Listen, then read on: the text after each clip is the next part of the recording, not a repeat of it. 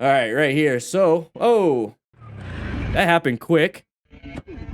What the hell? This is not your lane. Uh-oh. The lane. I'm in my lane. This lane goes that way. This lane goes that way.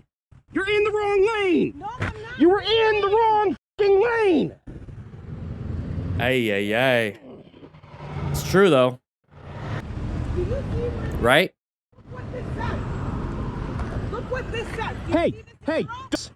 that lane is the lane you were in. I am in my You were in this lane. I have video. See how arguing doesn't really help you when it comes to crushing your foot? So arguing doesn't save the fact that you probably crushed your foot. So let's kind of take a look. It's kind of interesting that this is kind of where it starts. So we have this car right here going straight. We have this car that's going to be the person that's going to hurt us. Where are we going? Maybe I just don't understand roundabouts very well.